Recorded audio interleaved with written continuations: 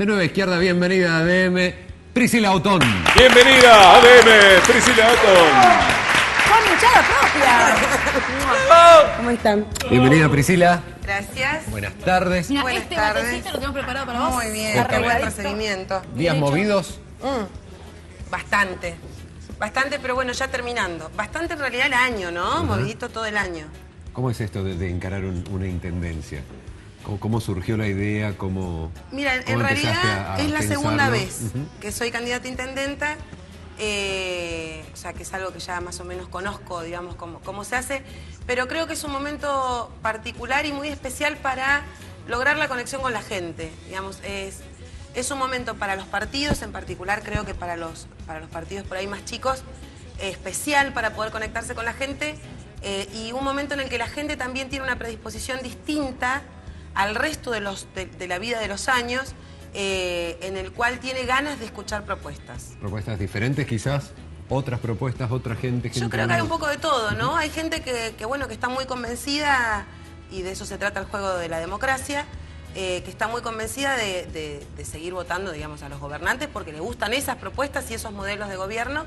Y hay otra gente que se va abriendo a cambiar y a escuchar nuevas propuestas. ¿Cómo sentís que está preparada la ciudad para recibir estas nuevas propuestas? ¿Sentís que están dispuestos a este cambio, que es una mayoría, o que empieza justamente por sectores más chicos a ampliarse esta necesidad?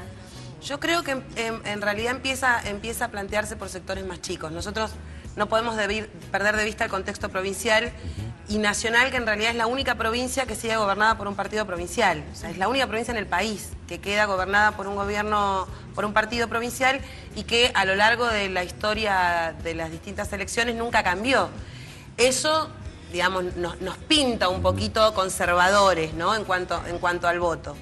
Pero yo creo que se han empezado a ver algunos indicios de cambios interesantes. Digo, en las elecciones de junio salió electo un legislador de Sanón, y eso es histórico en la provincia. Es decir, que empieza a haber un espacio más hacia la izquierda, me parece, que tiene que ver con...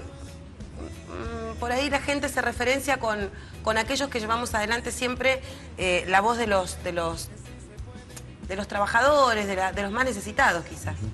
¿Cómo empezó esta devoción, esta vocación por la política más allá de la docencia? Mira, yo empecé muy chica a militar, muy chica de verdad.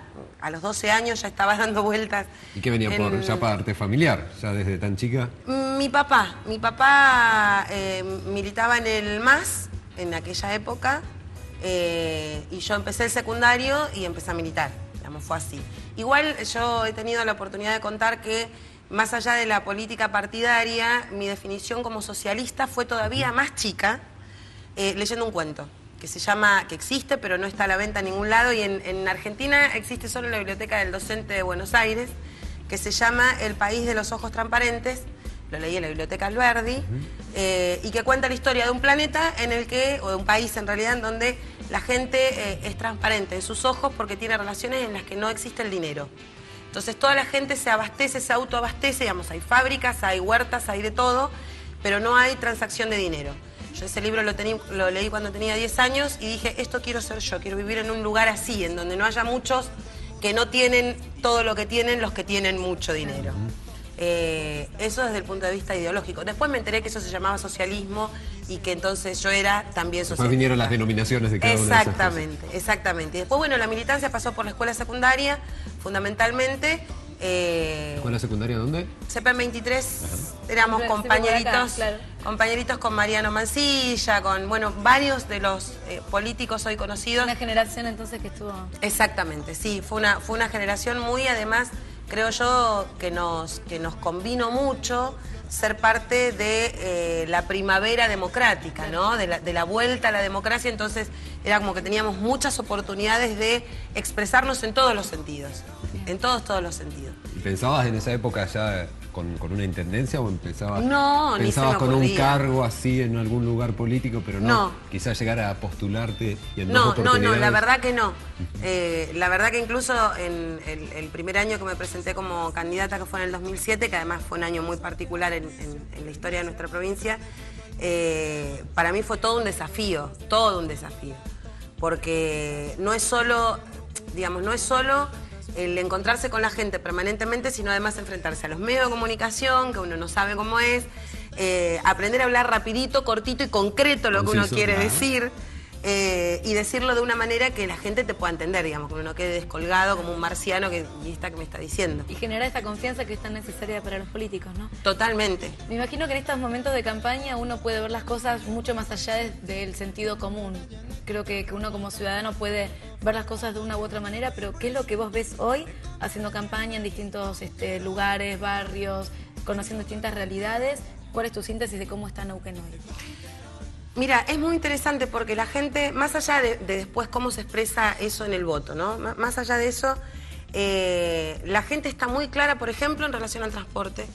O sea, no se bancan más el Indalo, es la verdad. Yo soy usuaria de Indalo, o sea que además hablo con conocimiento de causa, pero digo, en los barrios, en las esquinas, en las paradas de colectivo, es insostenible más este sistema de transporte. Es una vergüenza. Los pasajeros, la verdad es que yo creo que incluso hasta en eso hay un alto grado de conciencia, porque nadie le pega a un chofer, por ejemplo, y sin embargo son los que concentran la rabia del usuario con la empresa, digamos, es el nexo, y sin embargo nunca le han pegado, claro. Y eso es un alto grado de conciencia, porque es respetar al trabajador y entender que no es el dueño de la empresa. Pero me parece que es uno de los problemas en los que la gente hoy hace mucho eje, o sea, está cansada del Indalo. Una cuestión que se ve mucho en los barrios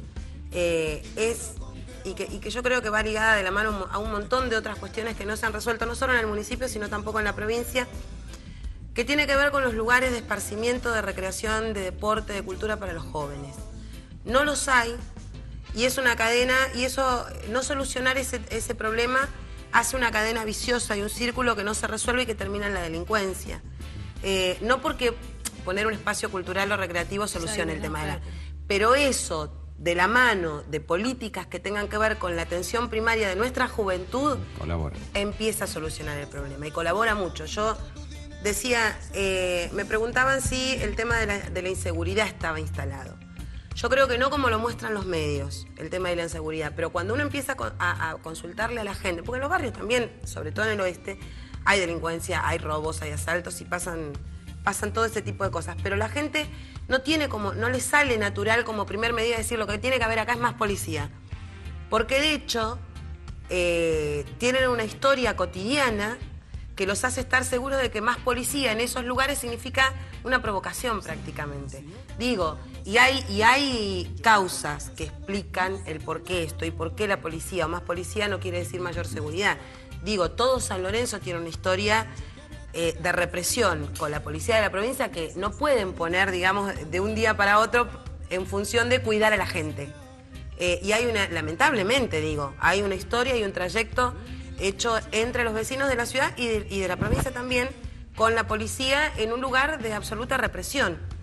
Sin embargo, estas cuestiones como por ejemplo tener la plaza, que no sea solo el cartel de plazoleta tanto, sino que tenga los banquitos, tenga los jueguitos, tenga el arbolito, para que la gente pueda ir y utilizarlo, es una demanda que están haciendo mucho en los barrios.